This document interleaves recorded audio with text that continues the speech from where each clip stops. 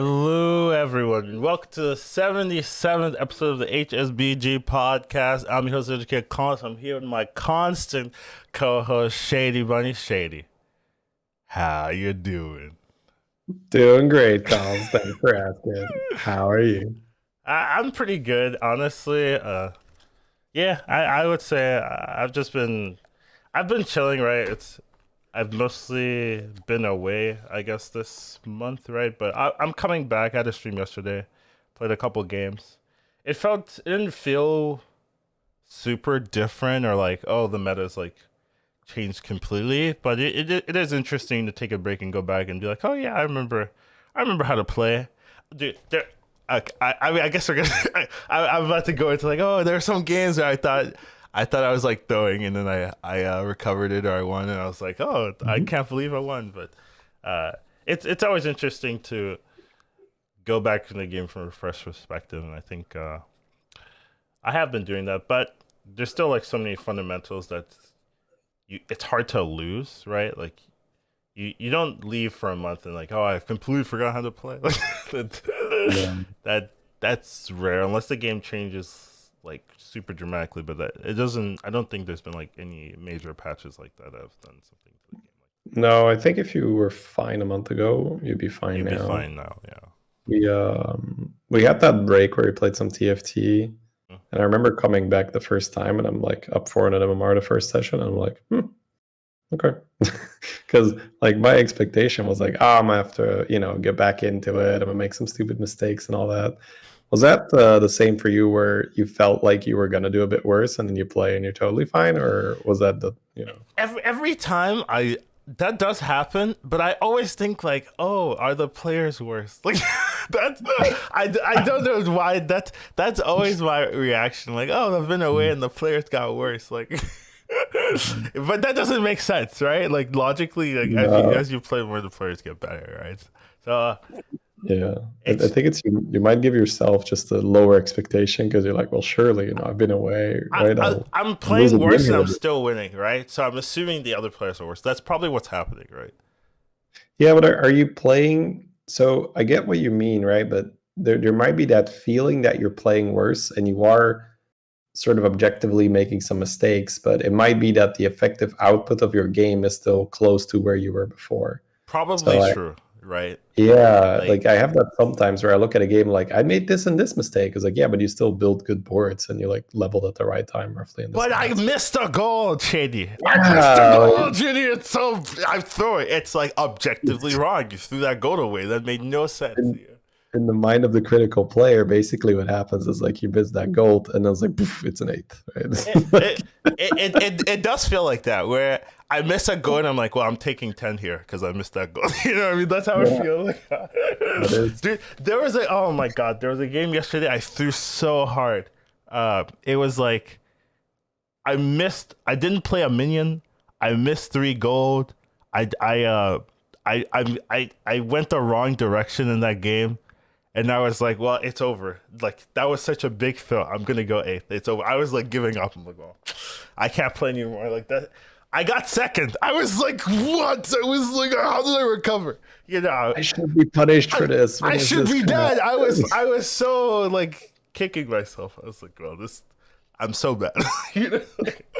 But no, it was just one turn, right? Like it was Yeah, just one exactly. turn mistake. Maybe I wasted three gold, or I didn't play a minion, right? So I had a weaker board, right? So I took more damage. I wasted gold. But that's one turn, and then you play the rest of the game out. And as long as you're still thinking about the game, right? You can still recover. Like obviously, Bob can screw you worse than losing three gold, you know. Yeah, But no. so And it could happen that you do lose because of that, but it could very easily also yeah, have little to no consequence. there's been games just absentmindedly I've skipped the first turn, or I've skipped the second turn, or I forgot to level, right? Like I've had those games, and I still, when I'm like focused, I just ignore it and I keep playing, and I've won games where I had there was one game, just only, I think only one game. I skipped the first two turns of the game and I still won. Now, obviously, you do that in Lobby Legends, you're 100% eighth. There's no saving you. Yeah, But it wasn't no, Lobby Legends. It no was a recovery. casual game, and I was able to recover it. and I was very surprised, right? Because even losing a turn is like a death sentence. I think a lot of matches, but like I played safe, right? I played a weaker comp, and then I scaled it up, right, into like something that could compete. But where Yeah, yeah. There's ways around that indeed. Where I think if you skip a turn and then you're still going for a 6-drop or something, then you're dead.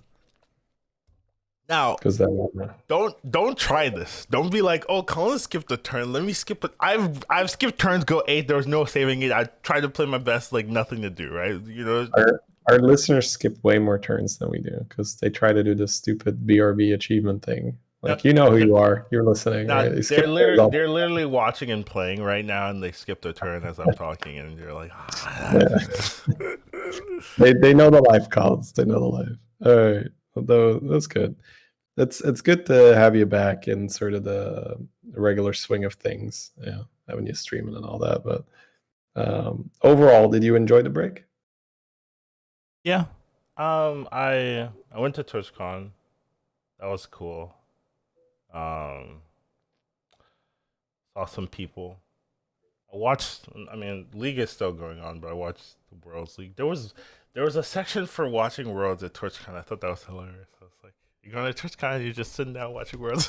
But it got me. I was part of the people. Yeah, hey, why not, man? And just playing some other games. So I'm like, I mean, we went to TwitchCon. We played Battlegrounds. So, I mean, it's a tournament, I yeah, guess. true. All right. It's different. It was a good day. That was still a good day, like. Yeah. And then just like playing some other, I guess, like turn-based RPGs. Strategy games are what I like, right? So Yeah. you give me a game and I try to break it. No matter what, right? But you put the rules in the game, and you're like, here are all your options, and I'm just like, well, this is broken. This is This is broken. This reminds me of that video where it's like the developer has like this idea. It's like a box, and like, all right, the star goes through the star-shaped hole. The round one goes through the round-shaped hole, and there's like a square, and the players like throw everything to the square because it's more efficient. That's like, yeah, good players tend to not play the game the way it was intended. Be like, no. I mean, this is just better, right? Like, why do it the way this? My mage can wear plate armor. I'm not gonna put cloth on him. I mean, come on. Of course, I'm gonna deck him out in plate. Like shit like that. It's fun. It's interesting because I feel like the developers also understand, like, this could be broken, but let's tone this down a little bit. Surely they won't like fully index into this composition where you absolutely, abuse this ability to the best of its, intentions. It's like, surely they won't do that. I've limited the week. They have decency. Right? There's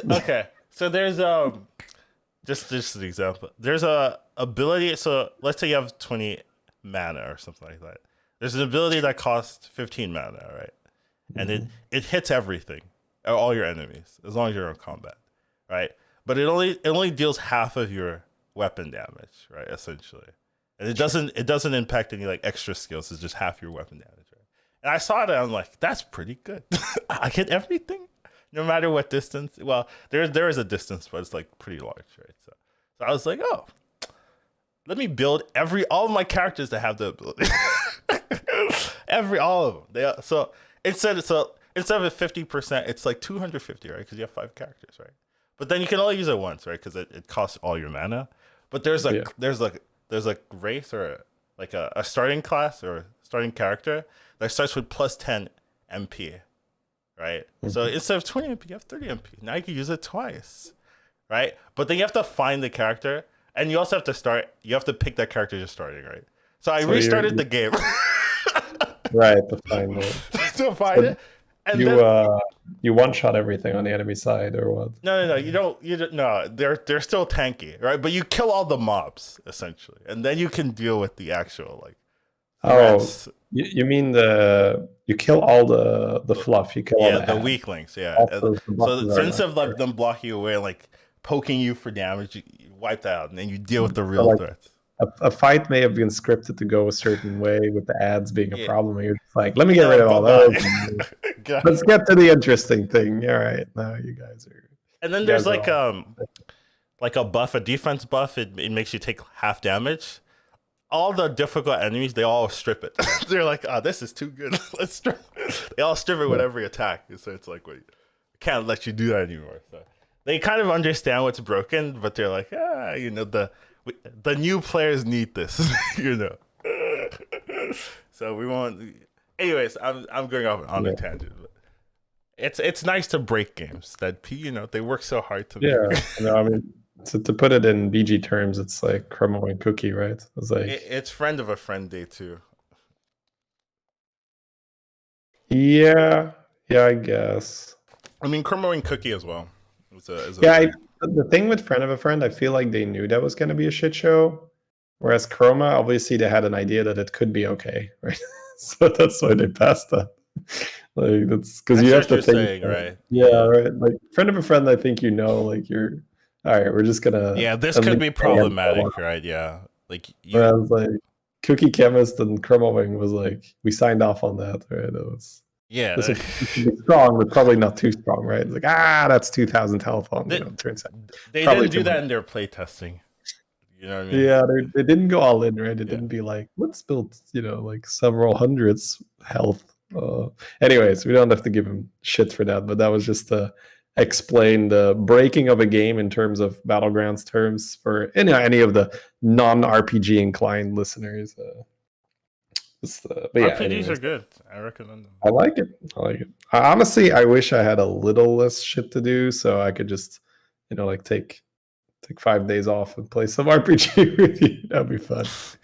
Like back in the day, Yeah, back in my day, Back in my day, calls. Anyways. Let's probably have things to talk about, right? Yeah.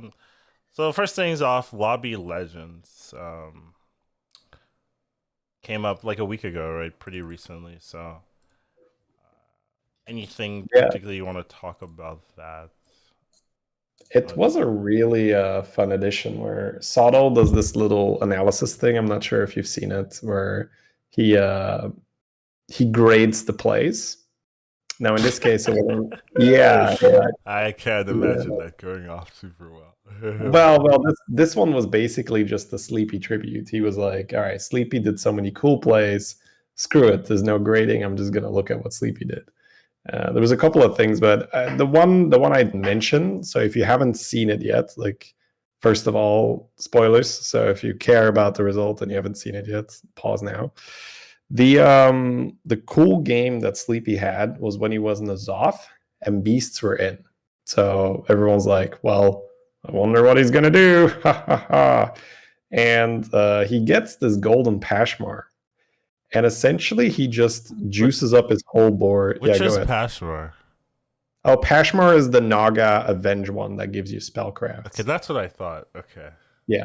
So the Sleepy's board was essentially engineered to juice up the Pashmar the whole time, where he has Coiler with like a Reborn, and that then goes on the fish, and then he has this like huge Pashmar in the back that keeps getting buffed. There's also like a Leroy in the front, so the fish is now also a Leroy, so it's like good for combat.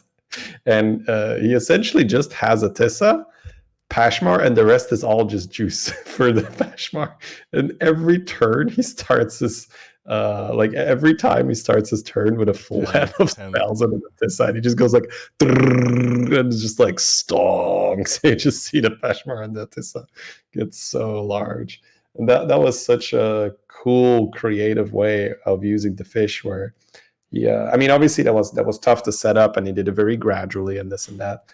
But I think in the end, he just had like a golden Reborn Coiler and a fish on the board where obviously you miss a lot of the value a lot of the time, but you get so many spawns that the chance that you don't have a full hand is pretty low, assuming, that it's protected. I think he had like a taunt or two probably as well to make sure. Oh, I think he had a golden Selfless as well.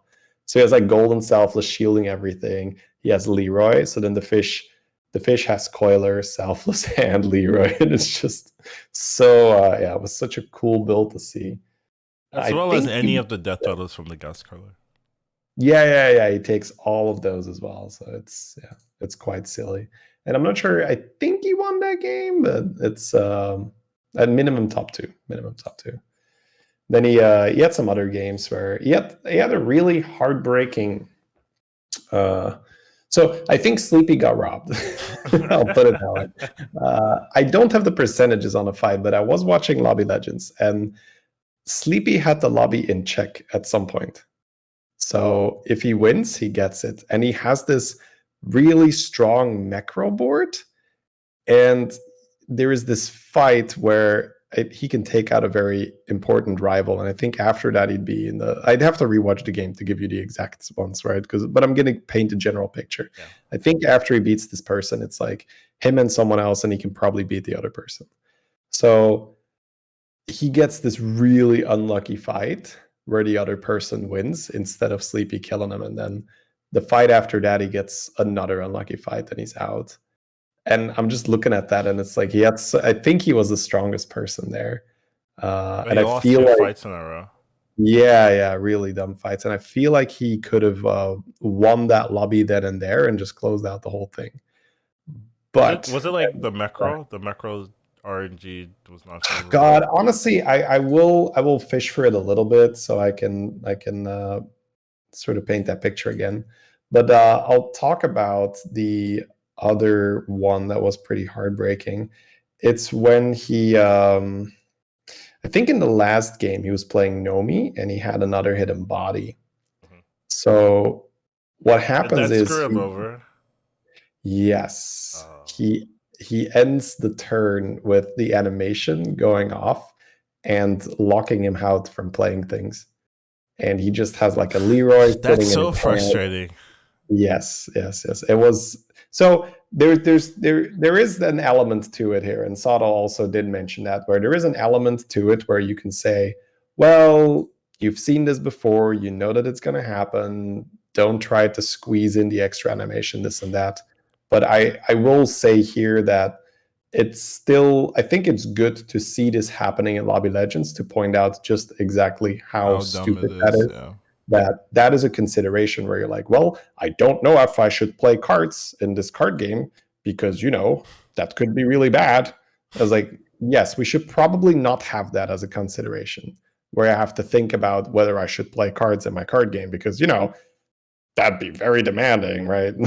You don't want to be playing cards now. Relax. It's still like 10 seconds, right? Even after it came back, or I don't want to put, like 5 seconds. I don't want to put 10 seconds on it. I think 10 seconds is a bit much, but it's just frustrating, right? It's like it feels like you get locked out. It's still long, right? It's still very long. It's too long. It is too long. I think if you have any type of requirement that can be completed multiple times per turn, it should be very quick. Unreasonable, right? It is like sometimes you have it where why even like have the animation in the first place? Yeah, that is just something you wouldn't want. Let me grab the sleepy fight. We can maybe look at it together. Let me see if I can get a timestamp. You have a link then? Yeah, I have a link, but I was gonna do it with a timestamp. But I can just. You want on Discord or Twitch? Twitch is fine. If you do it on Discord, I have to like change your camera. I always forget which one is the easy one. So real time detective work here for you guys. So it's his. You've been doing that more and more, I gotta say. Yeah. We had that with. I'm trying to line it up. So I think the fight is at 4 hours 48 minutes and then 25 seconds. I think that's when he's about to get into it. So I'll sync it up with you there because that's when they're down to the top 3. And I believe that this fight goes really poorly for him. All right, I'm there. 20 seconds. Yeah, it might have been even the fight before this that was also bad. If he dies here, then it's probably so we can go back, right? Yeah, we can go back. So wait, what's your timestamp here? 4:45. Or do you want to go? Do you want to go back to 40? Whatever. It's 4:48, right? Okay, yeah. Yeah, I just want to be synced up with you. 4:48, and how many seconds, please? 20.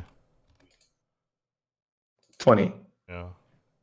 The fight starts at 35. Okay, So you want to go to 448. 35? We can go to Yeah, just 35. think about 35. I'm at 35. All right, 3, 2, 1, go. So you can watch here. Oh, that's a gigantic cleave. Yes, that is a big cleave. Okay, so his thing didn't get shielded. He gets hit. This gets You have to keep in mind he has 2 170 damage macros. Yeah, right? yeah, and then he gets hit, the reset. That's good for him. That's good. That's good. Whatever. Oh, that's bad. Oh, that's bad. Wait, but does he tie? Yeah. He ties, okay. But I feel like he's supposed to kill that person. Either way. That's the first fight. Let me see. Let me see. Well, let's watch the second fight. I'm pretty good at like looking at fights and seeing. Sure, I'll get the second one. Okay. Yeah. You can. So his even the menace, the thing not getting the shield, right? It's 3 adapts. That's actually a lot. And does it have shield as well? No, it doesn't have shield. Okay.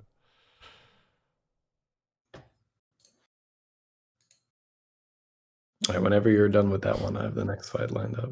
I think this is really because the one where he gets the animation block.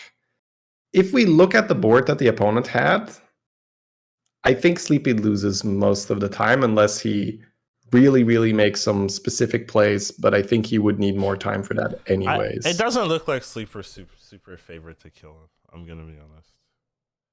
All right, like we'd have to like do specific stuff on that. Yeah. To me, it looked like he was doing all right there, but then the next fight, I'd have to watch this. See, in my memory, is he gets screwed, right? Now I line up this fight and it was like, no, Sleepy wasn't favored at all. So it's 450 and then 53 seconds. 450 and then 53 seconds. Yeah, I mean you can just, I'm there. Yeah, you have the arrow keys. All right, 3, 2, 1. Go.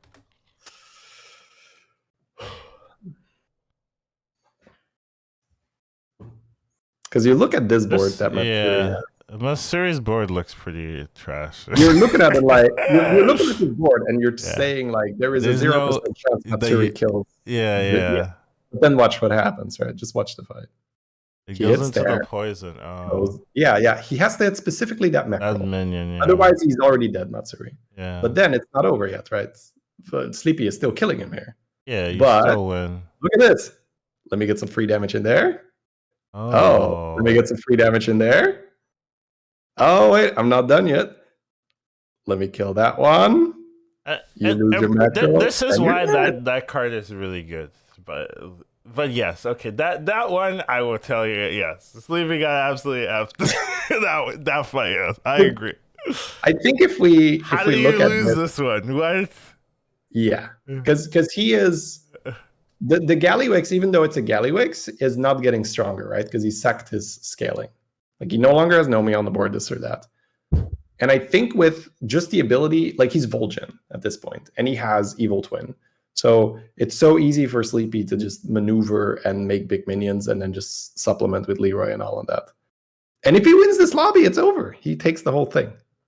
So I think that the first fight was indeed whatever, where I probably looked at him lose this fight and was like, oh my God, and then the previous one too, right? But it really feels like, the one where the wildfires somehow clutch it out and kill him. Not even just tie, but actually kill him is pretty savage.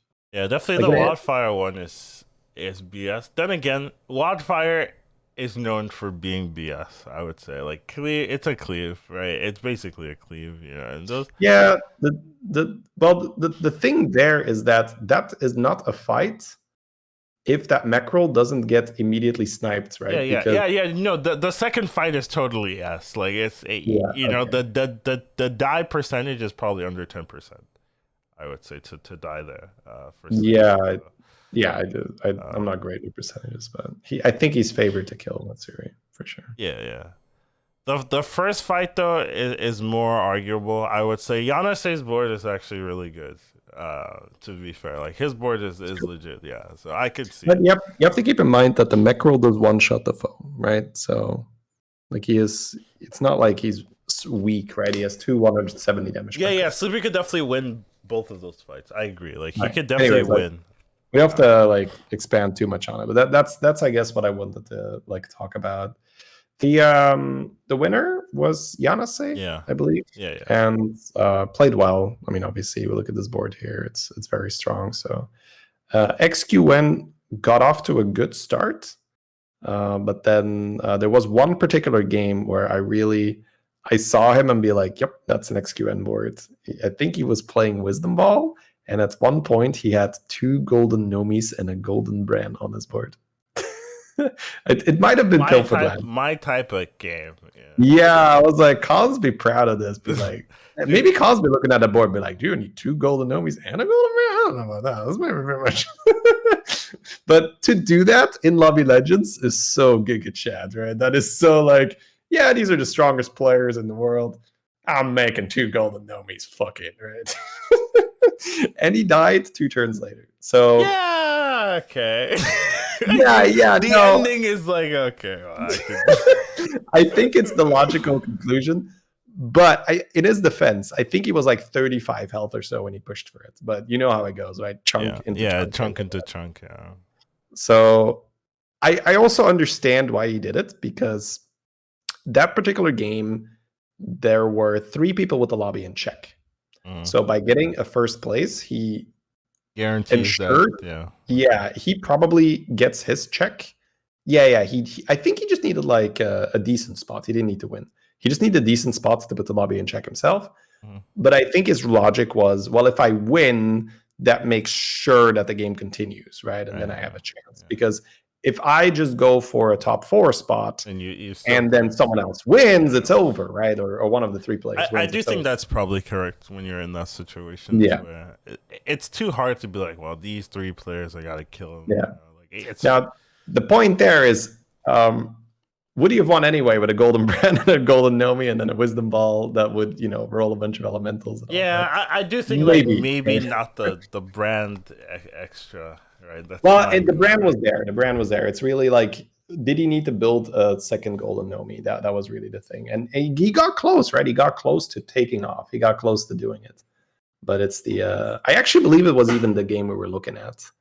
Oh, really? I think that was the game. So I can go look at it. It's funny.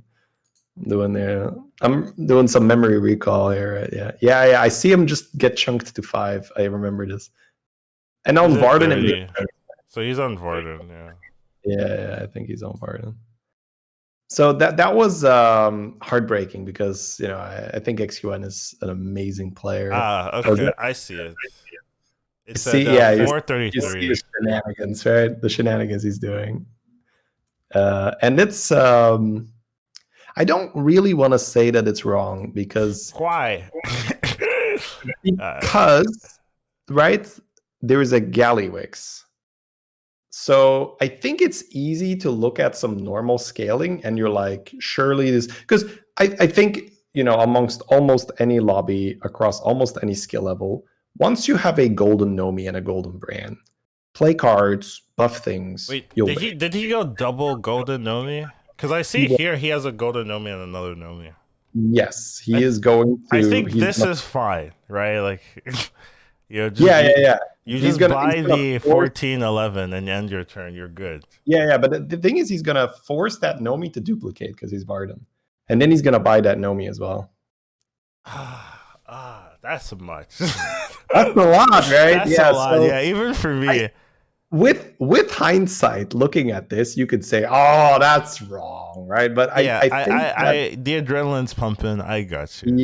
Yeah. He's just like, I'm 30 plus health, baby. Let's do it. Winning Lobby Legends. Let's go. Nobody will kill me in time. I'll just buff my shit. And I can understand it, right? Because there is a Gallywix in the lobby. No, he didn't freeze. He did freeze. Oh, that's okay. Yeah, the freeze. That's rough.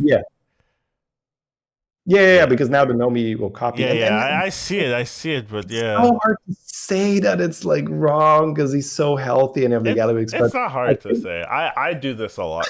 I can tell you clear enough that from one Greedler to another. Yeah, this is too much. I'll be like, oh my man, come on, gotta take the one goal. I actually like like 4 Nomis. I'm okay with that. The golden Nomi plus the regular Nomi. Yeah. I'm actually fine. Spending the 6 more gold. Yeah, the on 6 other more end. gold is where things go wrong for me. I would not be. Like, I can, like, he wins this fight, Yeah, right? yeah. So I got it, but like that's the you need thing, a skill, right? Like it's so. I don't think it's even like the need to scale. It's like when you have access to just buying these huge ass elementals, right? Like at least the brand needs to go, I think, right? Like it's just that if he goes into combat with No, two but like 8/8s, he doesn't have the reroll Ellie, right? He needs that, and he also needs to just roll so that if he copies the cyclones, it's over. You just you're wisdom so ball. good, right? You just Yeah, get a full board of divine shield cyclones with you're, with 100 you're preaching to the cyclones. choir. You're It's preaching to insane. the choir here, right? I'm Mr. Play It Safe, so I'm selling that brand here, right? So like, there's no way I'm keeping a brand on my board here But instead of Belly. I like golden Nomi plus 1 regular Nomi. I think that's the max. Realistically, I think once you're adding double golden, you sell your golden brand like this tournament? That's a weird. Okay, so I would probably have not the golden, but then the brand doesn't even make sense that much because you're not on tier 5, right? I think it just I think he just started off with the brand. I think that's the thing. I think he just got a wisdom ball roll and was like, I can make brand, brand. And then he just got like Nomi and was like, I'll just make Nomi. So maybe that's the thing where if he had gotten the Nomis from the get-go, he'd been fine. Yeah, he went brand into Nomi, right? Yeah, and it's probably just another Nomi. Because if he wins this lobby, like it might be a completely different game because now he suddenly has the lobby in check and he might take it next. So I think it was a really cool edition where a lot of stuff was going on. Where Sleepy was doing a lot of the interesting thing though about him having 6 Nomis is that the Galliwix can't get the extra Nomis, right? Like he's actually locked out for these extra Nomis, so he just has 1, just trying to scale. But he has the reroll, which is funny. Yeah. So. I would say 1 Nomi with reroll is better than 6 Nomis, and Galley. It's better than 6 Nomis. Being Galley. Yeah, being Galley. Which is stupid. I guess it depends on how much starting gold you have and whether you can keep the snowball rolling, right? But yeah. Anyways, like we can wrap up here. It was a cool edition, but I just wanted to, put out the highlights of some of the things I saw where I was like, oh, this is heartbreaking. Well, I guess maybe to fully wrap it up, we can actually go to the moment where Sleepy gets the another hidden body blocked. Another hidden body blocked. I didn't know this was a Sleepy fan club. Though I like Sleepy. Well, the way how he played, it was very good. Okay. Yeah, fan club worthy, I'd say. Okay. Oh wow. Ooh, that's high praise. He so what he was doing in one game, he was like full tempo beast, but he was playing wisdom ball, and then he like puts a hogger down. Yeah, that's so sleepy. To try and copy the hogger. That's so sleepy right there. Oh god. And I'm screaming there like, no, just buy the fucking mama bears. But he tries to. It didn't work out, right? Okay. I thought you were going to tell me it like worked out for him, and I was like, he got the other hogger eventually, right, in the roll. But the thing is, I don't think it really hurt him too much, right? Because buying the second hogger is kind of cheap, and you don't really. He didn't really lose fights because he was a god, right? Okay. He was a tempo beast, so it's not like he bled 25 gold. He didn't bleed out damage, 25 health. Okay. Yeah, trying to get the hogger. It was like, oh, I have the hogger on my board, and I'm still winning. So I think it was well calculated, but he didn't quite have the moment to pivot. It never really happened. Right. So the another hidden body, I'm going to make sure it's this one, right? Yeah. So you can probably tune in at 5 hours and 27 minutes. Yeah, I'm there. All right. 3, 2, 1, go. You can see here that the animation procs, and he's just looking at his cards, and he can't play anything. Oh! He goes into combat with that, and you can see in his hand he's got Leroy, right? So, but the Nomi, sorry, dude, I don't like watching this.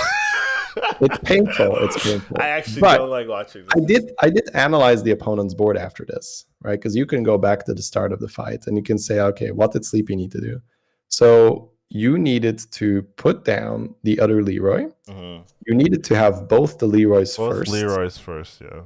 And I think if at any point a Leroy gets killed by anything that's not those amalgams, it's instantly over because you don't have enough other stuff to deal with the rest of the board, right? Because there is another poison. There is these. I guess, yeah. Let me look at the board and see.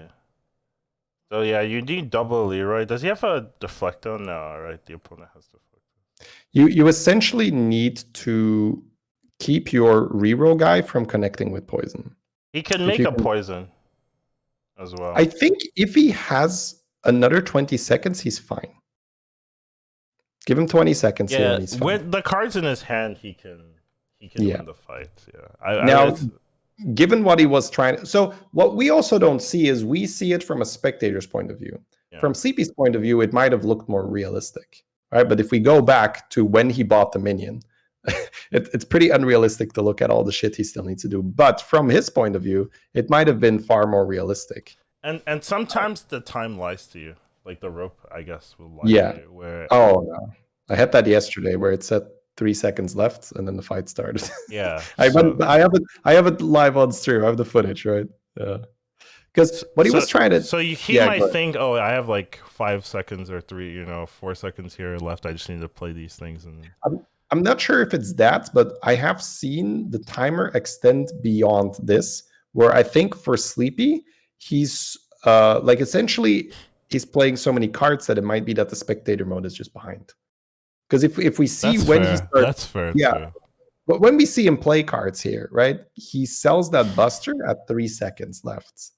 If you're in his turn, 3 seconds left, he sells an Omega Buster to then buy a card, to then proc the hidden body, to then discover something, because he has to sell at least one Nomi here, I think, if he wants to, because we see him buy the blaster, which might work out, but that also means that he won't be able to Leroy, right? Because he needs to put more gems on the Leroy. So it's either Leroy or blaster, and I just don't think he has enough units right now. But I do think if you give him another 20 seconds and he can map it out, he'll probably make a board that can tie a good amount of time.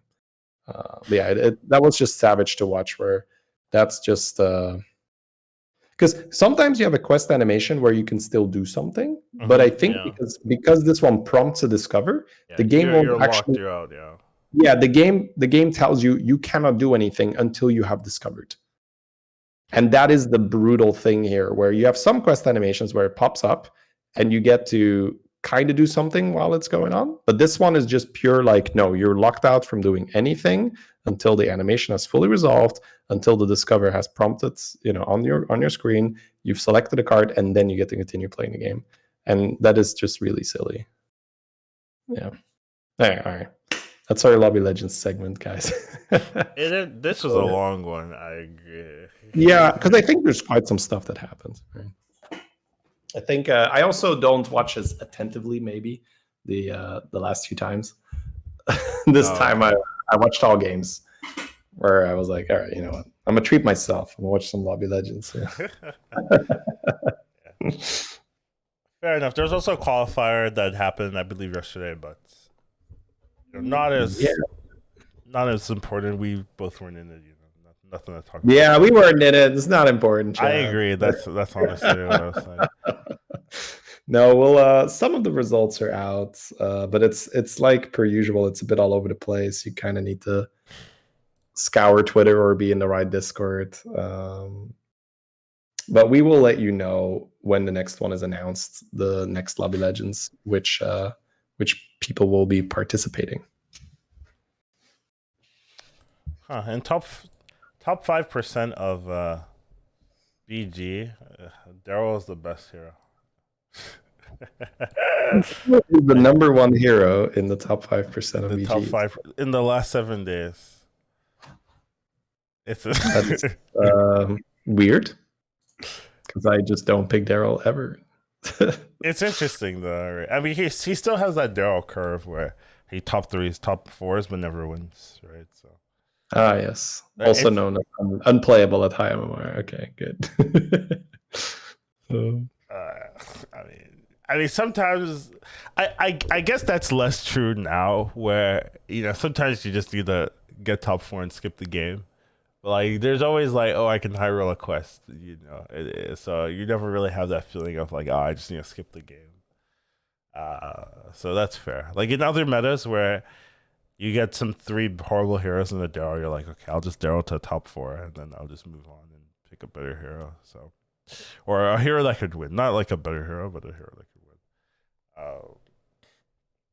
Yeah. yeah, there's more of a, well, this is not Maiev, Millhouse, or Gallywix. Like what there's obviously a ton of others, but there's not like a hero that has access to good direction, right? Where the way how I play that, indeed, I might play like some Sourfang and take a top two, just like buff. I picked Kurtrus yesterday because of you. Proud of you, Collins. How'd it go? I was like, Shady would pick Kurtrus here 100%.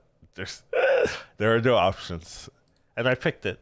I don't think I loved it. I'm gonna be honest. It's just, but I did it. Don't think I was like, oh, this is. That's what matters, Collins. You did it. Like, I'm proud. This is the nuts. I didn't really feel that. I don't know why Shady picks this trash. Whatever.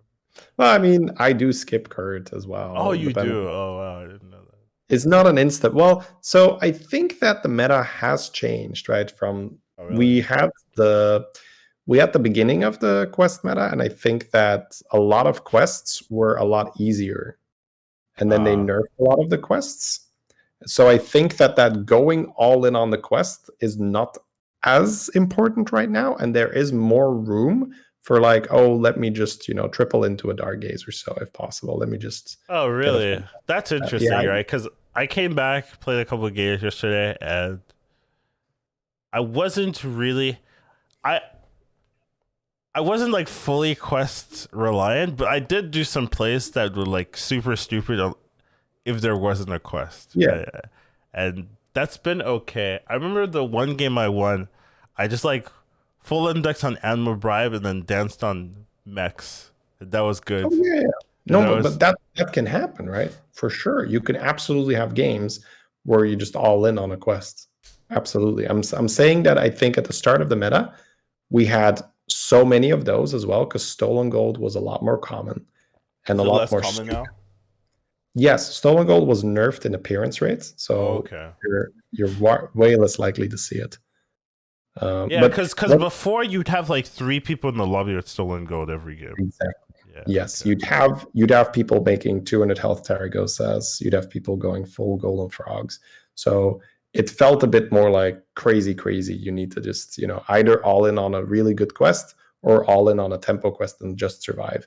And the way how the meta has shifted now due to certain quests getting nerfed and then Stolen Gold having less appearance, it feels more like you could just play more with a support quest, like for instance a Ritual Dagger or a Red Hand, and then just use that as tempo then say, now let me just. So more my style, actually. Yeah, you sort of use that to get a high tier card and just play around a Bran or play around a Dark Gaze or play around a Buster. That explains why it felt good.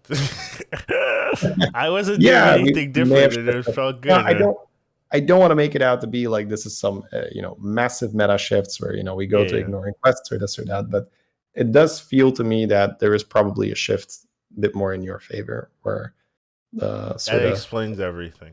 Yeah, you have to. You've explained to me why I was like, oh. There we go. We've come to the bottom of it. I mean, yeah. Go ahead. I was playing some games, and one thing I did notice was the boards were weaker than I thought they would be. Right, at least the boards are weaker than I thought would be required to win.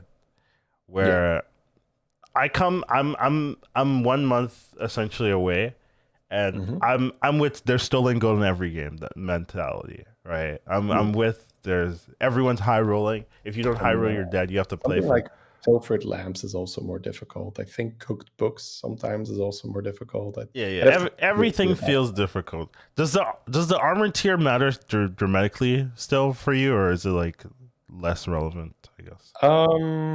It depends on the minion types. So we were going to talk a little bit about that, or at least potentially. We can talk right? about it So, now. I mean, yeah. no one's stopping you. So if you have, for instance, a no beast, no mech, no murloc lobby, I think that a lot of the heroes that you would pick before are suddenly a lot better. Because what happens if you remove beasts, mechs, and murlocs? Those are a lot of very accessible playstyles. So murlocs, you can always just whip up some poisons. Mechs, you can always just go into Deflecto. Beasts, you can always just do some tempo beasts. What happens if we remove all of those? It's just stats. You got to build stats. You have to find a brand and do some stuff. You have to find a Nomi and do some stuff. You have to find a Dark Gaze. And then suddenly we go back to, hey, which heroes were good at that? Oh, Maiev was pretty good at that. Oh, Zarella was pretty good at that. Oh, Scabs was pretty good at that. So I think the heroes that you play a little less when you're playing heavily into your quest. Because what happens if we have access to all three of those? We have access to Beasts, Mechs, and Murlocs. What happens is what I've noticed is that the Beast mechs actually kind of mess with the Murloc players. Unless there's like one Murloc player that's like a cockroach. Stands the volcano and like comes out alive with like 100 HP Murlocs. And you're like, well, he's invincible now. Oh, dude, you may as well be playing two fundamentally different types, whether you're playing either Murloc Scam or you're playing Murloc Brand, right? If you're playing Murloc Brand, you're proper large. You are the big guy, right? You have poison, but it's decorative at that point, right? The poison doesn't matter. You guys are... So yeah, but if we're talking, because proper Murlocs is actually the counter to Beasts, because you just have it does counter Beasts super. It's like empty your Rats pack on my one Swolf and it doesn't matter. But it doesn't counter mechs though. That's the thing. Right? Well, you run a blaster and all of a sudden you have a lot of stats, right? So the thing is, mechs still have a finite number of, like, the funny thing is that the counter to Murlocs is Murlocs. Like, once you're big ass Murlocs, we're talking proper like 200 health Swolfin with a Murkai and all that stupid. You have these boards where you're like, oh my god, like you gotta poison them. Or leapfroggers, golden leapfroggers. Yeah, that's true. But the thing is, like, leapfroggers has counters. Yeah, you can also just run Blaster and Baron. But it's true. It's true. If the Murloc player doesn't have Blaster Baron, Frogs will counter it, because Frogs go up to an almost infinite number where the tokens, a good Frog comp, the end of the fight tokens become like 600. Yeah, you can't compete with that. It's unrealistic for the Murloc player to, be able to tank 600 tokens. It's worse, right? Because you kill that one 600 token, it's like, oh, now they're all 800. And the other one, so it doesn't work. It does not work.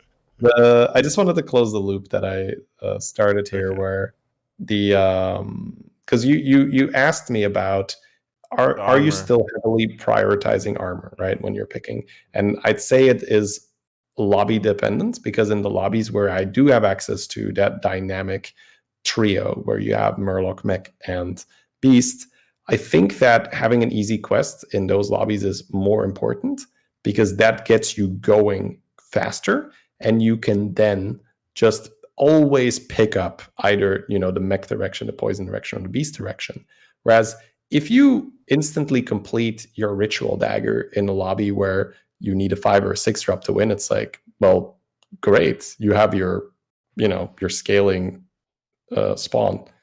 That's not going to do much versus the person that pulled Nomi as scales hard. Yeah. That's not going to do much versus essentially a Collins board, right? Yeah, you have your double Orgazoa, Golden Atissa, you're like, oh, that's cute, you're scaling 4/4 per turn, bam, right? But if you then put that in a lobby where you do have Mechs, Murlocs, and Beasts, the person that is trying to go for the double Orgazoa, Golden Atissa, a lot of the time will die. Yeah, you'll take too much damage.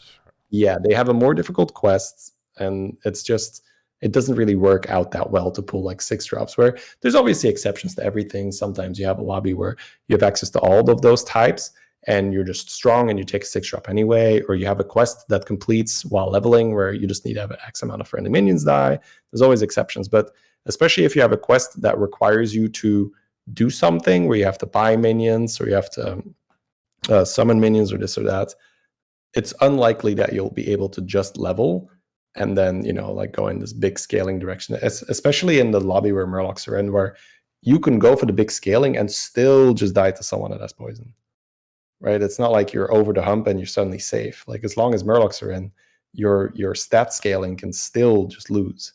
And the annoying thing is when they switch to it, where you're like, I've won, and then they're like, no, I have poison.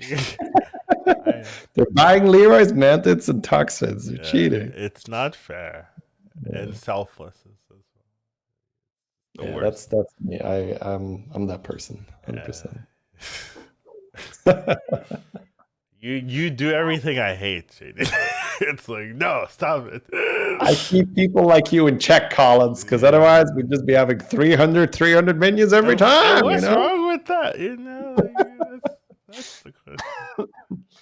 Oh man, I feel like was there anything you still wanted to talk about when you brought up the armor, or was that just? I was just wondering whether armor was as relevant, in your opinion, because I didn't know about the stolen gold reduction, right? And that changes a lot. So it means that it also makes sense in the games I played where I didn't really feel like people were winning off of their quests as much.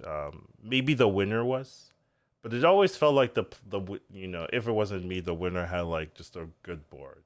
You know what I mean? Like, oh, he had a good thing. Like, or or it almost felt like they were ignoring their quest essentially. And they were just playing like, oh, I double fell bat, and there were minions that you recognize. You're like, oh, these are tier 6 minions. I recognize these minions. Yeah, that's shitty. Like, it's not some 40/40 selfless that's got scaled by Ritual Dagger and then some poison crap, right? Yeah, there were minions that I was like, yeah, this should win. That is very true, shitty. So. Yeah. No, I think we've hit the sweet spot, honestly, of the meta where I think it has been scaled back a little bit, where it's not just full, go crazy all in on the quest, because stolen gold is just, it's like whenever a strategy. Yeah, go ahead. Any still broken quests or something like that? Things you're like, oh, this is still abused. Maybe you don't want to. Maybe you don't want to say it out loud, but feel free to let me know. After. Let me open up the page here, and I can go over maybe a few. Ultra Eagle, an Enema Bribe, Hidden Body, Cookbook, Devil in Detail, Evil Twin, Ghastly Mass, Menagerie, Mayhem, Mirror Shield, Pyford Laugh, Red Lamp, Ritual Dagger, Secret Sinstone, Snickersnap Staff, Stolen Gold, Tier T, Friends Along the Way, Smoking Gun, Paracel, Henchman, Victor Inspector, Wondrous Wisdom Ball, and Paracel's not in right now, so I'll let you know there. Paracel's not in. Oh, that makes sense. Why is that not in this? It kept breaking where units would like skip an attack or something, and then the attack order was completely off due to the stealth minion. So they took it out for now. I also think that was really. That's good. I liked that, actually. Like, I don't know if they're like... That's a good fix. I think Paracel is too toxic and beastly. Like, it's too easy to get, and then you play Baron, and the Baron can never die because it has 50 HP. The meta was also like way more tempo oriented because you could almost always complete an easy Paracel. Yeah. And then you punished people that went for like a more ambitious game plan. So you might be right here indeed that Paracel not being in might also suit your playstyle a lot more because people don't have these, like free 530. I'm just like, what? Like, how do I deal with that? Like 8 health early game. You can complete this like the turn or the turn after. Like the turn is like you were holding cards, but like the turn after, and then bam, they just have these huge healthy minions you can't fight. And so I actually think. Yeah. It was, go ahead, sorry. I actually think this removal, even though it's due to a bug, I actually think just scrap this one. This was not healthy. Yeah, they were just trying to reel you back in, right? Like, all right, I had no idea until you told me just now, but I was like, oh, the game feels nicer. No, I think all the puzzle pieces are falling into place, yeah. When we touched on a number of things where this might suit your playstyle more. God. Okay, so looking at quests, I'll give my thoughts on a few. I'm not gonna just say, okay, this is broken. your thoughts are all you need. Like, what is Yeah. interesting? What jumps out to you, and then like your thoughts about it. All right, so I think Red Hand is just incredibly good. I think that Red is Hand a is the question. +12, right? Yes. I agree with you. I think this one, it's easy enough and impactful. That's the secret sauce. It gets completed within 2 turns. I think that's the norm. I think 3 turns can happen if you're a bit of a lower armor hero, but Red Hand gets completed in 2 turns if you picked it in the right circumstance. I'll put it that way. Yeah. If you picked Red Hand in the right circumstance, it's going to complete in 2 turns. And using 2 turns, especially because you might have a completion during the combat, and you can game it a little bit where you can hold a card in your hand before that combat and then let it complete during combat, and then at the start of the turn, boom, you get the insta buff, and then you get to play that big card, you get to buy another card and then level, and then suddenly it's a snowball effect where you're strong and you can level, and it's so versatile. And you can even in a poison lobby, you can just use it to be a little stronger and then make poisons. I do think it gets way better in a mech lobby, of course, because we have magnetics. So I think Red Hand is sort of the archetypal quest that is just, the better you are at the game, the better this quest becomes, because you just... It's the new smoking gun, is that what you're saying? Yeah, it just gives you freedom to say like, hey, you now have the freedom to do what you want, make a game. And the better you are as a player, the more you're like, oh, you're telling me that I'm not going to lose for a little bit? Okay, let me just, set up a win condition. I feel you. So, yeah, Red Hand does that a lot for me, where it just sets me up that I can do whatever I want. I think Evil Twin as well is really dumb, where that's such a good quest. Like, if you can really complete Evil Twin in like where you don't have to go out of your way too much, it's such an amazing quest reward. I've just had games where I've just copied 90 damage Wind Fury Divine Shield for Reapers, where you're like, oh, it's pretty good, huh? Arguably, is that better with mechs?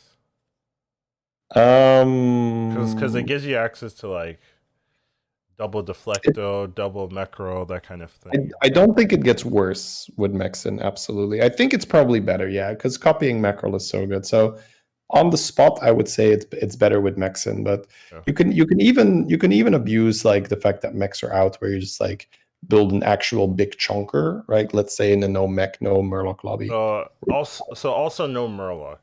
Like if mechs are like... Yeah, I think if mechs are out, you'd also want Murlocs to be out. Yeah. Because copying a big thing when Murlocs are in, and the big thing doesn't matter. Is sad. Yeah, so Evil Twin is a no Murloc requirement. Well, a mech card. Right? And then if it's not mech, you'd... Well, I would say no Murlocs unless mechs are in. You right? Yeah, exactly, right? Yeah. So I think that primarily you would want to copy a Deflectobot, a mech roll of a Reaper. Something you inherently... I think Nagas are also really important. Because you can use Glow Scale to put the Divine Shield on the thing you are copying. And then during the combat, it will have Divine Shield. Whereas, let's say you have an Amber Guardian, which is the 3/2 dragon. That one will put the Divine Shield after the copy is already gone off. I see. Yeah, so the Glow Scale is incredibly good. And especially if you have a Cleave, you can have the Wind Fury and the Glow Scale. And then you just make a Wind Fury Cleave, and it's so bullshit. I've done that numerous times in the last few days. So maybe Nagas might be like a bridge, where if you're playing Nagas, or you want to commit Nagas with Evil Twin, that's just like always fine, because you can always make a Divine Shield. It's also particularly good with Nagas because you always need a cycle slot, and you need to you always leave it open anyway. Because assume that you are let's say you are playing like Theotar. There's a lot to think about. Yeah, exactly. Like I think it's a really good one. Like it also works really well with a Theo, because Theo is exactly the same thing. You always need a cycle slot anyway, and you're literally making 3 big things. Yeah, right? So with Theo you want cleaves, so exactly. Just makes a ton of sense. So I think those two are quests. If you're not picking them a lot, like maybe I'm skipping Evil Twin. All right, yeah. And you've told me multiple times I like Evil Twin. I've told you already. It's okay. And I keep like, well, it doesn't feel that good. How good is it really? Copying my best minion, So you just gotta keep hammering it home, until. All right, we'll get there. I've really come closer to liking, or I've actually come to like Cookbook. I like. You see now, I'm here. Cookbook is amazing. It's so fluid. Collins quest, exactly.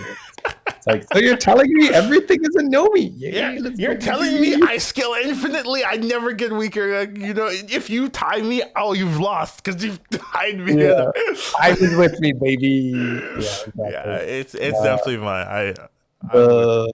The I do still think that most of the time, because the requirement is somewhat hefty, right? Cookbook is not something that's not a 2-turn quest unless you're Brewcon and the requirement is summon or prog death rattles or whatever. But that's If a you can commitment. proc this early, it's over, so right? good.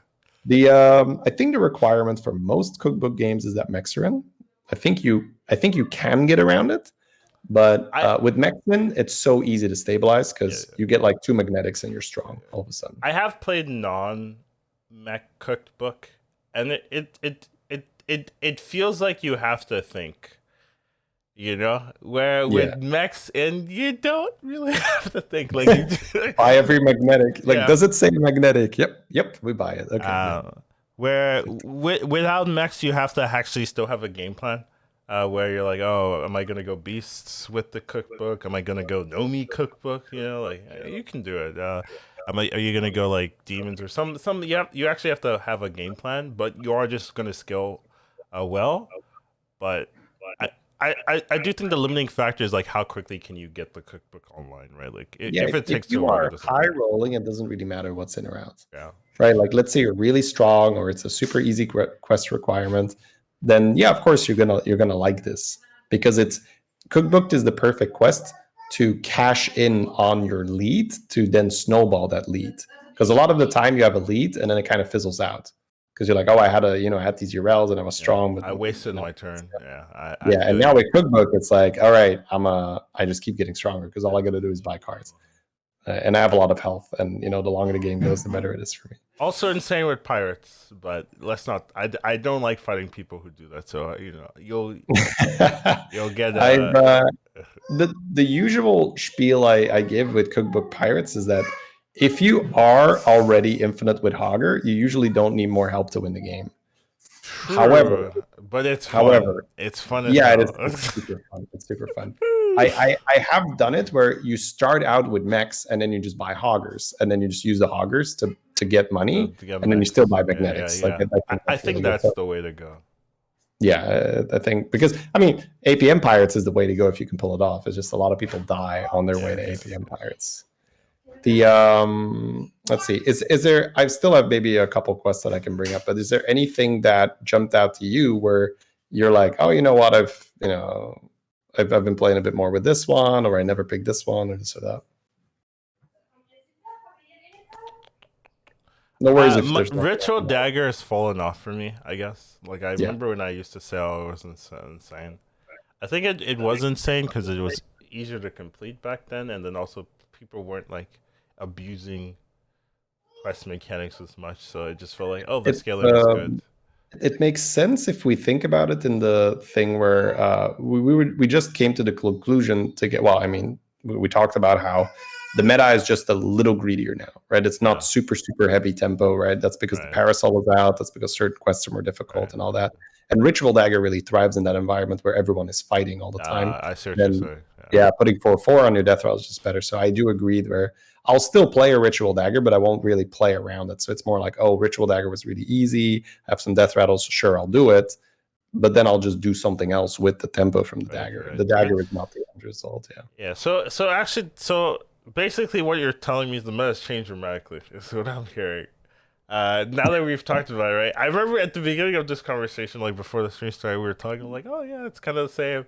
And now that we're actually like what you're saying is like the meta is fundamentally different. Well, I don't know if fundamentally is the correct term. It's a lot greedier. It's shifted towards a bit more greed. The thing is, I don't want to send you out there and be like, well, greed it is, and then like three top. I've played yesterday. I saw the meta, but and you're good enough to say that. Yeah, it felt like, oh, I'm winning. I'm doing what I always do, and I'm winning. Like, so I was like, I wonder why. Is it just me? Is it the opponents? No, it's the meta changed, and it fit my playstyle better. Yep. So that's pretty interesting. That's a good observation indeed. Let's see. There's a few more, right? People were So I do people want to. people were I don't they were talking bad about Victim Spectre in my Yes, I was chat. there. I Okay. caught that And red-handed. and I was like, no, you're wrong. Like this is good. No, This is Victim still good. Spectre is. I think Victim Spectre is a very easy quest to mess up. I think if you That's don't know what fair. you're That's doing, fair. That's stay fair. away from it, right? Because you're going to complete it, and other people are going to get like Wisdom Ball, Smoking Gun, right? They just get like value no matter what. Whereas with Victim Spectre, if you don't play it right, you're getting jack shit, right? You're getting a You're rat getting pack a token. gold though. You get a gold return. You That's get a money, yeah. You get one gold. There you go. You get one. You completed your quest. You get the infinite coin. There you go. when you play like that, that's pretty bad. Yeah. The thing with Victim Spectre is you really want to have it when you. I'm gonna let my cat in because she's going crazy. But you really want to have it with a pair. I think if you have a pair early on, it gets that much better because then that pair gets tripled, right? With good positioning, with a little bit of luck. Then you start copying the 5-drop or the 6-drop, and that's where it gets Or really. copying your Chalga. Yeah, you get like That another happened Theo. twice You get yesterday another. to me. Just Oh, that's so good.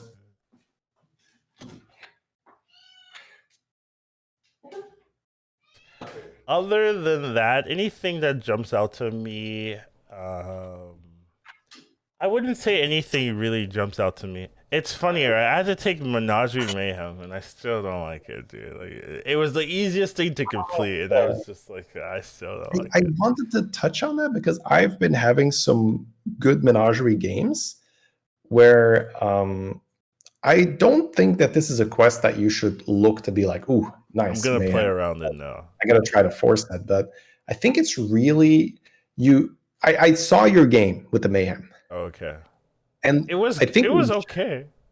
yeah. But like the way how I play it is, I feel like you should just like get Deflectos on 4 and just use the mayhem to be like, let's say you get only 2 different types, and that's probably you have 3, right?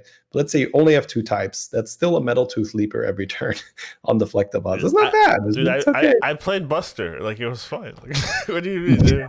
I got a Monster Sure. Mega Buster, and I played that Sure, thing. sure. But I just you were talking about how you didn't really like the quest. So the Yeah, the end result of the game might have been fine, but I'm saying like if you want the quest to be better, you need to buy minions that do well with the quest. but it's not me, Shady. I don't want to do that. I want to Yeah, level then get my don't play Buster. it.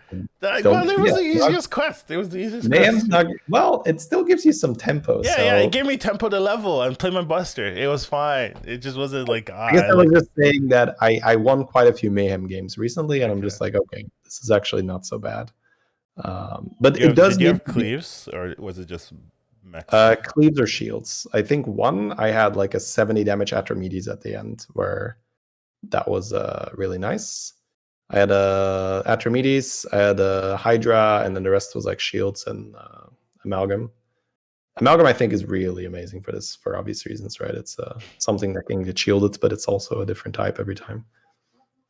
The other one was a mech Fulging game, so that was very easy to just make huge attack. What do you think about this duelist unit that has honorable kill at Divisor 1 HP? Sorry. This is very random.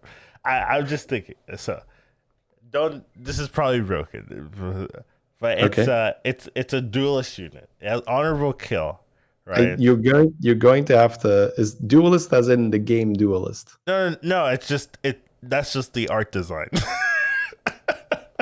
So It's a okay, so fencer. It's a let's fencer. pull this all back. So Okay. Collins now has a suggestion for a new minion. But I don't want it. I But just want your I we just have a want your minion thoughts on type it. already. It's a fencer type. Okay, No. I get it. It's not minion type. It's just the art design of the Right. unit. Okay. Sorry. The lore is that it's a fencing type minion. Please continue. Yeah. I'm with you now. It It's has a bit of it has a honorable 180 there. kill. Yeah. It has Okay. honorable kill. So you need to deal exact lethal Perfect damage. damage. Yeah. Okay. And if you honorable kill the unit, it survives or 1 HP. Yeah. So yeah. It's like reverse It shield. survives. So it gets sort of like a reborn, basically, effectively a reborn. It's But not it won't trigger something. It just doesn't die. Yeah. Yeah. It'll keep its original attack as well, right? But Yeah. instinctively, that doesn't feel like insane because it needs the I perfectly. agree, but it could be. If you like know exactly what your opponents are fighting, and you're like, oh, I can gem this into the exact HP threshold that my opponent has. And I can fight stuff early game. It also seems like okay, like so random though, but Collins. it would be insane if you could do it. It would be the most hype. That seems like a shit ton of work for a Divine Shield keyword. It would have a type or something, not a type that can gain shield. So maybe what's an easy type? Maybe so it can't get Divine Shield. It'll be Quillbore. It'd be a Quillbore. Okay, but why am I buying this unit instead of a Divine Shield unit, Collins? No, it's a Quillbore. I don't know why you're buying it. I'm just saying. Yeah. I was just saying. What's your thoughts on it? Like, yeah, my thoughts on what's the purpose of the minion. It feels okay. So my thoughts is that I wouldn't like it because I think that the ability would not trigger in the late game. But it'd be a cheap unit or something. Maybe like a tier 3 or something. So you could play an early game and like it's like a pure early game tempo thing that you sell afterwards. Yeah, like maybe it's a 4-3 or something. And then like if you're fighting like a 4-4, you just kill and survive. And, you can like. I just thought it'd be interesting. Maybe a 4-4, 4-4 maybe. You don't want to get jugglered. So I'm not sold right now. I'm not sold. Yeah. I'm telling you, it'd be fun. It'd be fun. Well, if 6 months from now we see that minion. No, I don't want to see it. Oh man. I'm gonna cut it a little short here where I guess I'm just gonna like pull up I'm just gonna mention Tiny Henchman and Teal Tiger. Okay. These poor quests, man. You don't These like poor them? bastards. Okay. So I think that I mentioned this on my stream. Yeah, go ahead. Sometimes I'm like, oh, this guy has an insane quest. What's his reward? Tiny Henchman. And I'm just like, what? I was just like, why did you pick this thing? That's happened to me so many times where I was like, oh, dude, what's it? Yeah. This guy has an insanely expensive quest. And I'm like, oh, what's the reward? Speed. Because, see, Tiny Henchman is not a slam dunk completion quest at all, right? It should be, right? Well, here's the thing where it's always the problem in terms of balancing. Anytime we gain a set amount of stats, it gets so much better the lower you go, which is a little counterintuitive what I said with the red hand, but I think the red hand requires a little bit more planning and finesse, whereas Tiny Henchman is, I'm going to just put this on the board and let it scale. So I think the lower MMR you go, the more it's just, because when you look at people's finishing boards on like 3k MMR, 5k MMR, whatever, it's like a garbage board that takes first place because they don't need to play as efficient. Right. So they still gain +3/+3. It's not like it scales with MMR. So the higher up you go, the more that +3/+3 just doesn't matter. It's just not relevant anymore. So we still get the high requirement that you have to pay for it on lower MMR as well for it to be balanced, but we just don't care. So I think anytime Tiny Henchman gets offered, well, not any time, but I think the vast majority of the time, it doesn't really matter how easy the quest is. You don't really want to take it because it has close to no actual impact. And I think with Teal Tiger, it's even more so. But with Teal Tiger, there is the high roll Fellbat. Yeah, where you can still Fellbat, no Murlocs. That's the only. You're basically my chat. Like, just get a Fellbat, Shady. Yeah. It's like, yeah, let me just get a specific 6-drop chat. Have you done it? It's good. It's good, Shady. That's right. I think for every person that gains MMR with Teal Tiger Sapphire, there's 3 people that lose MMR because they don't get the Fellbat. So that's that's not the only thing it does. You can buy like a 4/4 stat buff on a minion once, I guess. It's just, it incentivizes you to roll a bunch. Then after that rolling, you need to then spend money to buy. So it's just like, it just doesn't work. Just play Nomi Elemento, Shady. It's sick. Yeah. It's like, but there are, indeed edge cases where you're like, okay, this Teal Tiger is so easy and maybe I'll make it do something. But I would say that those are my two most skipped quests where I'm just like, well, I can't take, I'll just have to make the other work because Henchman or Teal Tiger are just not a quest. That's what it feels like. Chad loves Snicker Snack. And I think, I'm not in love with it. I think it's okay though. Maybe I need that. I think Snicker Snack is one of those insane Murloc quests where you just have one Toxfin and it poisons your whole board. So I think in Murlocs, I think it did make sense. Yeah, specifically the no beast, no mech plus Murloc lobby. Yeah, it's insane because you really, really want Toxfin in that lobby. Yeah. So one Toxfin is 7 Toxfins over the course of the game. So it's very, very good. Yeah, it's nice because you can Toxfin the final Murloc, where that's really hard. Otherwise, you have to like triple it. Most of the time you'll play Selfless anyway, so it's not really a factor. But I don't like that. I don't like that. It's placeholder. I was giving a good argument, and you're like, "It's pointless argument, Collins." It works until you find the Selfless. You can run the 7th Murloc until you find. No, but you're running Brand until that. So what's the point? Brand, right? See, I don't think a brand matters in the no beast, no mech lobby. Brand is an economy unit. You want the bigger balls, and that means bigger numbers, Shady. You want more stats because it looks better. It looks better, exactly. That is true. I'm glad you understand. For me, when I look at a no beast, no mech lobby, I just count. Does it survive like blaster bullshit? Okay, that's enough. That's fair. It's like, can I get it to like 20 health? That's plenty, right? That's the reasonable play. Yeah. It's sickening, by the way. I know, and I'm so good at that, man. I'm so good at the boring play where I have a brand on my board and I see this juicy seer, right? And like, surely you can't skip that shady. That my main is of 20 health. That's fine. I don't need to buy like, I don't know, plus 40 health. And I buy the seer. You'd buy the seer because numbers go up. And I'm like, that's 2 gold less to roll for Selfless. Silly chat. It's so good, now you win even harder. Like, if they don't have beasts and don't have mechs, you don't need the health. Like, basically, you need health for what? For a juggler comp. Or like a pirate. What if they juggle you or whatever? Like, you're gonna regret it, Shady. You're gonna be like, Eliza scam is the one. Eliza scam. I think that's a reasonable argument. So if you see that someone's playing Eliza scam, get some health on. Thank you. I guess the last one we can touch on is Smoking Gun, because that one got nerfed. I still pick it all the time. Yeah, it's still amazing. It still looks good. Yeah. Yeah, it's pick it all the time and it's still amazing. So. Huge fan of Smoking Gun. I think it's easier to complete. Yeah. Like you could argue it's better.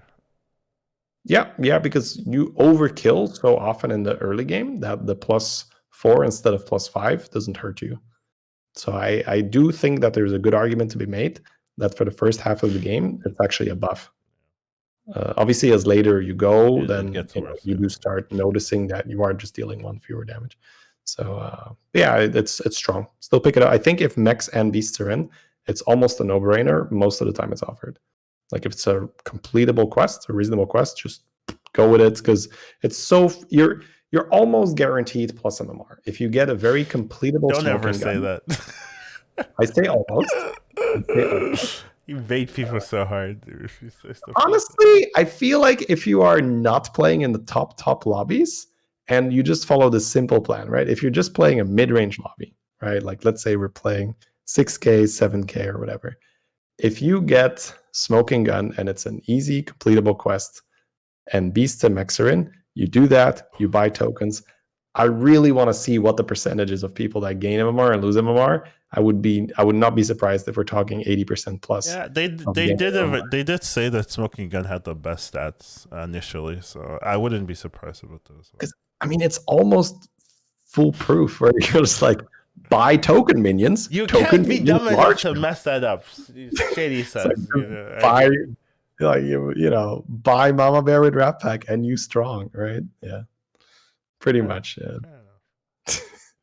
All right, I think that's it from my end for the quests. I mean, there's obviously fringe cases like Wisdom Ball and Yogg and all that. I think Wisdom Ball out of the more rare quests is probably the more consistent one.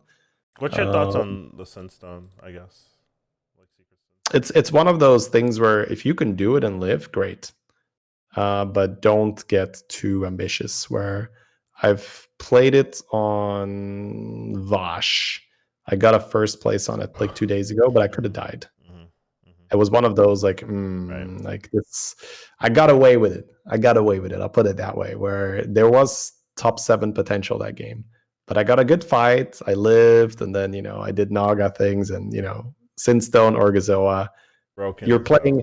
The funny thing was when I was fully operational playing that Sinstone game, I had more gold at the end of my turn than And at at the the start. beginning, Of yeah, my yeah, I know the life. Yeah, you, you just have you, too you, much gold. If I you completely don't agree. roll. You don't roll in a good Sinstone turn. You don't roll. You just like you start the game with like 10 gold and you get like 22 at the end of the turn because you're just like you keep tripling and whee! Like a good Sinstone turn, you end on like 20 plus gold. Now, obviously, if it's not completely crazy, you do roll and you buy. But then the moment you hit like a triple in your shop, you're just like, oh my god! And here we keep going. Right? Yeah, it's not fair. I agree. So All right. Sinstone Naga is insane. Yeah. I think we covered a lot. Funny enough, I did surprisingly long one. I would say, considering we just talked about. Well, anytime we don't have that much schedule to talk about, it's going to be a long podcast because then I'm just going to and I'm going to enjoy talking about the game, right? That is so counterintuitive, but I hear you. I feel like Anytime there's nothing to talk about, it's going to be long. Well, if we have a bunch of structured points, we Right. know where we need to get, right? So it'll be like, all right, let's move on, let's get to the next one, let's get to the next one, let's get to the next one. If we're kind of more free flow, it's like, well, we're talking about the game, let's keep talking about the game, and it's a lot of fun. So it's yeah. Do we have overarching points? I would say, like, from my takeaways, the game is less tempo oriented, right? Since Paracel's removed, quests are harder to get. Armor isn't as necessary, but that can change with what minion types are in and out.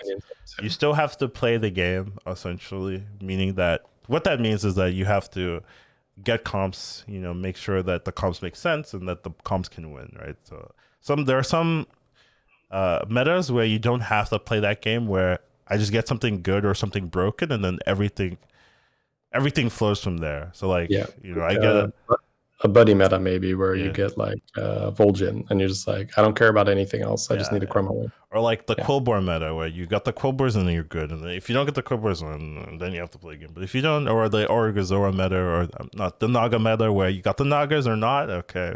Can I get a Orgazora at this with the 4-drop, or was it a 3-drop? With the 3-drop, okay. And then the game plays itself from there, right? Like those kind of metas. Yeah, okay. Not the Zerus, it repeated the the Siren. The Siren, yeah. It repeated that. I thought when you said with the 3-drop, like a 3-drop that gives you access to it. That's so like, what is No, you get the okay. I understand that. Yeah. Siren. Yeah. Siren was pretty good. Yeah, it was very good. So those metas where you don't actually have to play the game, essentially. You have to play the meta, I would say. But it seems like here you have to play the game again. You have to play the game within the game, right? Where you have a mini game of who can get the Atissa first. Yeah. Right. And now we have a more healthy spread. I do think that there are, there's always going to be haters of metas. And I think we do have some people here that, especially, like when you browse Reddit, I don't think there's ever been a meta where Reddit is like, oh, this is so wonderful and balanced and everyone loves this. That doesn't happen. So I think there's definitely some people who still at least have the impression of the game gets decided on turn 4, because I think that's a very easy mindset to have, where you can look at something and just very low resolution say, well, clearly the game is decided on turn 4 because some people get a good quest, some people get a bad quest. There we go. That was kind of true initially, but they've been balancing better. I don't think it was even then, man. But really? I've liked, like, you got stolen gold and you win. Like, how is that not the case? Yeah, if we're talking about first place or nothing, this is a different case, right? But I always treat BGs as this more complex system where you can play for any of the 8 spots, and if you're gaining a MMR, yeah, no, I mean it's kind of weird to say that, but sort of BGs is, you have to look at it as a series of games, right? Like if you look at BGs, I was thinking like I'm playing for 8. I'm praying for eighth, baby. Honestly, some people they do sometimes when you see their board. Made me That's laugh as maybe hell. mean. Yeah. Yeah, You it's can play pretty for mean. any of You're the like, 8 spots. I'm playing. this person is going for eighth, baby. You can tell, right? Oh god. Yeah, no, I saw a Tess who completed Tiny Henchman on the turn. I killed her. I was like, yeah, she's playing for eighth, man.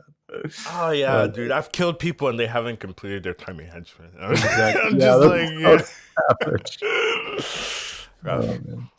All right. Regardless, my point is that I enjoy games even if I can't win every lobby. And I think that a lot of people they don't like that feeling where they're like, "Oh, I can't win this lobby." Right. So I understand that. Lee's in So the for game, my and I gave him 2 chagas in these tests. That happened yesterday. I was just like, come on, man. yes, yeah, no, I queued up a game today, and Bill was playing Galley, and he didn't die early. I'm like, second place it is. Yeah, that's exactly how it went. I got second. Yeah. The funny thing was, I was playing Silas, right? And I was talking to my chat, and I laid out this clear strategy of, look, guys, we're either going to do like the cool hogger high roll things where, you're on tier 5, you pull tickets, you try to get more hoggers, or we're going to just look for mama bears. And then I see Bill is on the Galliarix. So I was like, all right, mama bears it is. Mama bears it is, yeah. And it worked out great. I got second place that game. But it's a funny, funny way of playing the game, I guess. And some people don't like that when you're by default not going for the win. But I still enjoy that. I think that if there's 8 players in, you can't always play for the win. And I think it's still quite. I guess the difference is that I get satisfaction from those games where I work for a second place. I still get satisfaction from those games. And I think there's some players who are like, they don't like that, where they're like, oh, this person is clearly unbalanced. They got this quest, they got this advantage over me. And my take on that is like, yeah, but I mean, next time it's your turn, and then you have that. And the skill in navigating a game where you didn't high roll to a second or a third place, that is still, I would say, arguably more important than being able to pilot the high roll. Yeah, there's some metas, the ones that I like, where it's just like first, right? Where it's like, oh, I can win every game if I'm, on, right? But then there's some metas where it's like you can't do that, right? And Well, maybe I mean, that's I got 6 firsts in a row a couple days ago. yeah. Well, the meta is more balanced for that. It's my style. Those are the styles where you can get first. That is a really good counterpoint, Collins. That might have been harder at the start of the meta. I agree, because it's hard to get stolen gold. Yeah, exactly. So it's just interesting to do that. I do think the meta is probably better for me, and I'm very biased. I've said that forever. If I'm winning, I'm happy in the game aspect. So. No, I enjoyed the meta a lot at the start, and I do think that this one is better as well. So I think you're right. I think overall it's more balanced. They're getting the balance right for the most part. I mean, there's obviously some things that are stupid, right? Where stolen gold, I think, is still stupid when you can get it. Yeah. So I'd rather just not see that in the pool. I think Teal Tiger is a waste of a slot most of the time. Tiny Henchman. I would say Tiny Henchman is more of a waste than Teal Tiger, but I can see where Teal Tiger is also a waste. So that's fine. Yeah, but I mean, it's hard to get everything right. Overall, I'm happy with the parasol removal. I think even though it's a bug, just keep it gone. Like I think that's just don't fix it. Don't fix it. Yeah, don't fix it. I don't hate that. All right, Carlos. I think I'm all questioned. Yeah. We're done. Thank you for joining us today. This was a fun one. It's always nice to talk shitty about this kind of stuff. And we were a little bit later because I didn't want to do it on the regular scheduled day because I couldn't be bothered, unfortunately. But we still got it done. We still got it out. Should be available whenever I am done streaming, I guess. In your local podcast store. On your local podcast. You can find us at the places where you've looked before, because if you're looking because of this one, then I don't know what to tell you. And then see you guys next week. Take care of yourselves. Have a wonderful day, and bye-bye. See you guys.